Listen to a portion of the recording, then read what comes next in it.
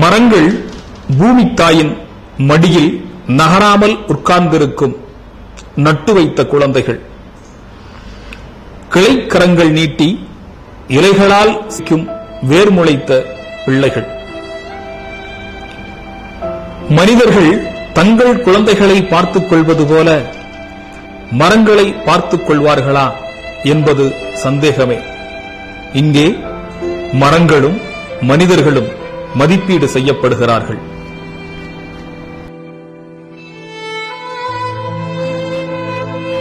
இந்த மரம் எங்க வீட்டுக்கு ராசியா இல்லப்பா. வீட்டு முன்னாடி தினமும் இலை சருகுன்னு விழுந்து வாசலையே நாசம் பண்ணுது. அது மட்டும் இல்லாம காக்கா குருவி எல்லாம் உட்கார்ந்து எப்ப பாரு அசிங்கம் பண்ணி வைக்குது. பக்கத்து வீட்டுக்காரன் வேற கிளை வருது இலை உதிருதுன்னு சண்டை போடுறான். இந்த மரத்தை வெட்டினாதான் நிம்மதி.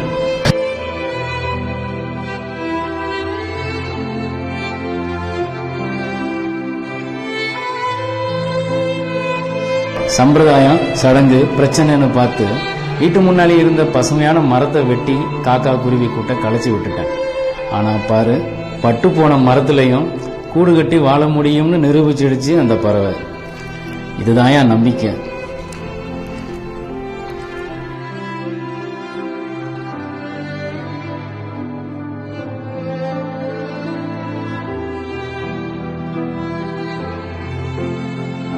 மனித வாழ்க்கை மாதிரிதான் மரங்களின் வாழ்க்கையும்.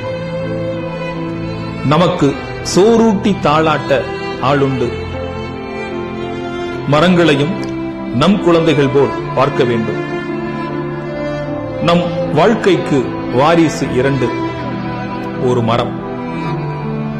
மரங்கள் பூமியிலிருந்து உஷ்ணத்தை விரட்டும். ஓசோன் படலத்தின் ஓட்டைகளை அடைக்கும். மரங்கள் மழையை கொண்டு வரும் வரங்கள். மரங்கள் மழை கடவுளின் கரங்கள்.